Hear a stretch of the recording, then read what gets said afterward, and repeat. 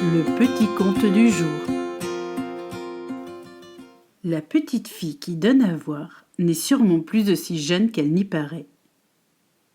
Il faut maintenant ouvrir les yeux, et c'est ce que je fis ce matin en écoutant cette drôle de chanson-là.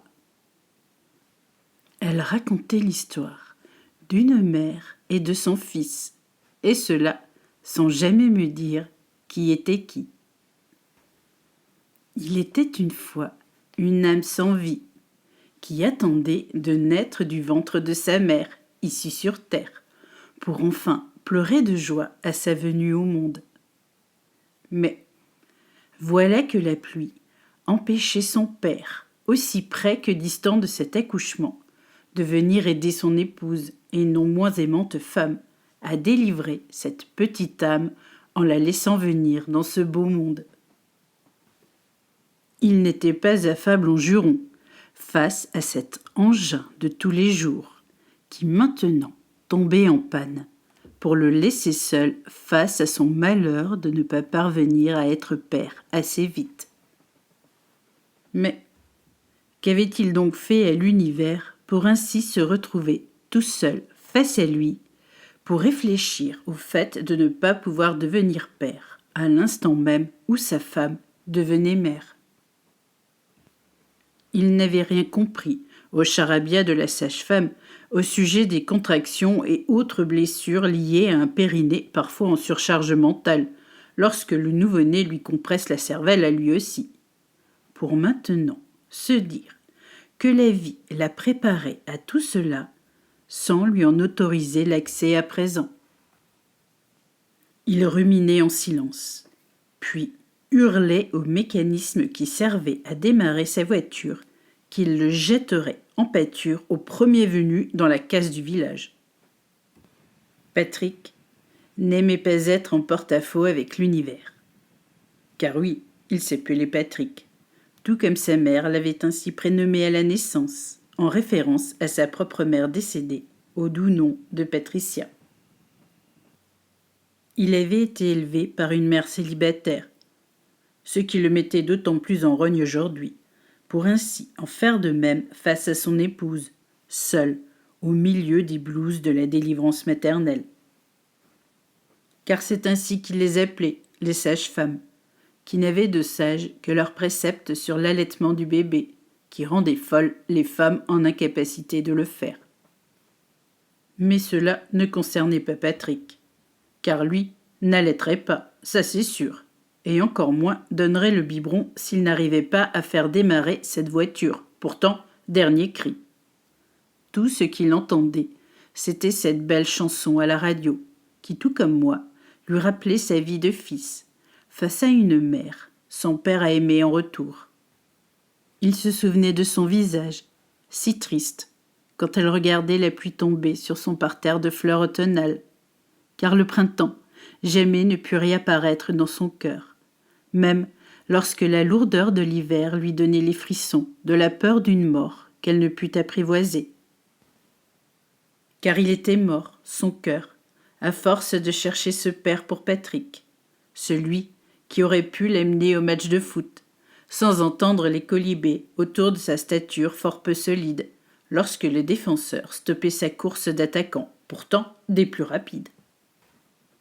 Elle aurait tant voulu un homme dans sa vie, pour lui donner l'illusion de ce père, qui jamais ne vint reconnaître son fils à la sortie de ce fameux couloir de la délivrance d'une mère, qui a tant besoin du père pour exister en tant que femme prête à donner la vie, pour lui aussi lui montrer qu'il est vie, et non mort à l'infini.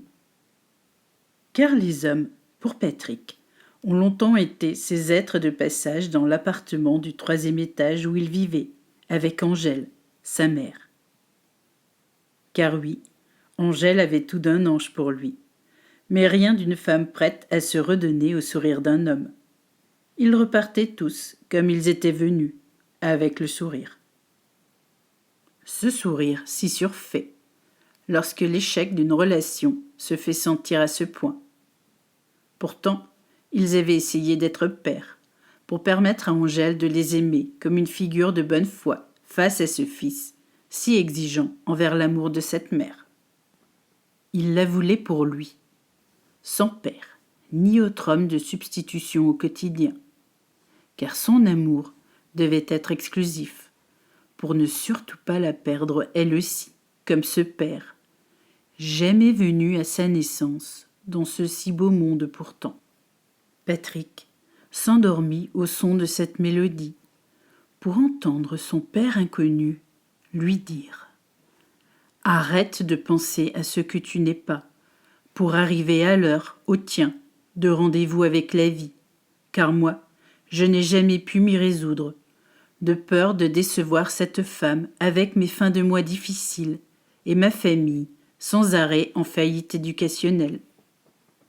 Va, tente ta chance et ne capitule pas, pas comme moi, n'ayant fait que retourner sur mon chemin de pauvre imbécile, alors que ta mère m'avait donné la vie, à moi aussi, en renaissant, à travers tes yeux, aussi fermés que moi, à l'instant présent. » Un coup de klaxon réveilla Patrick, perturbé par ce songe étrange à la voix d'un homme qu'il ne connaissait pas, mais qu'il avait reconnu entre toutes les voix de sa vie. Son père, qui maintenant le rendait attentif à ne pas lâcher l'affaire du moteur en panne. Et justement, un coup de klaxon venu du ciel, ou plutôt de sa mère la voiture, le nouveau garagiste hautement destiné à la nouvelle technologie, venait de le voir arrêter sur le bas-côté. La pionnière en matière de réparation des véhicules en tout genre, qu'était Adeline, venait de réveiller son moteur en sursaut avec la fameuse clé de 12, qui répare tout, mais absolument tout. Donc, nous voilà en présence d'Adeline et Patrick, alors qu'Angeline, sa femme, a couché. Patrick prit Adeline dans ses bras, en même temps que la facture, avant de foncer en respectant les lois du trafic routier, pour éviter une autre altercation avec le temps, et surtout son passé de fils sans père, pour maintenant débouler au milieu des blouses roses et bleues pailletées du cheptel de Layette en attente du nouveau-né à paraître dans les instants à venir. Et ce fut Nicolas, le prochain, le fils d'Angeline et Patrick, dont la voix résonnait déjà à travers les vitres d'une pièce fort froide, mais bien achalandée en femme sage et expérimentée, pour aider ce père et cette mère à renaître eux aussi face à la vue de ce petit garçon qui ne savait pas trop ce que l'avenir lui réservait. Mais ce qui est sûr, c'est que son père, Patrick, ne fit plus jamais demi-tour face aux épreuves d'une telle renaissance pour lui aussi au quotidien. Et la voiture ne cessa plus jamais de démarrer. Au revoir à tous, et que la petite chanson du père abandonné et dans la peur de sa propre destinée ne devienne pas une injure, mais une bonne idée de pourquoi la naissance du fils ou de l'enfant à paraître peut bouleverser autant la mère que le père. Car à force de pleurer l'âme qui s'en vient, on oublie d'être celle qui un jour a dû paraître à la vie, et cela n'est jamais rien d'autre qu'une belle expérience pour renaître sans cesse, au contact de notre propre vérité sur l'enfantement. Qu'elle soit belle ou non, elle sera toujours celle qui nous guide tout au long de notre vie, pour aujourd'hui parfois encore, aspirer à renaître lorsque la vie ne nous convient pas. À demain, les amis, pour une espèce de naissance aussi drôle que tragique, dans le fameux podcast du samedi de ma main de comtesse, ou plutôt de Régine.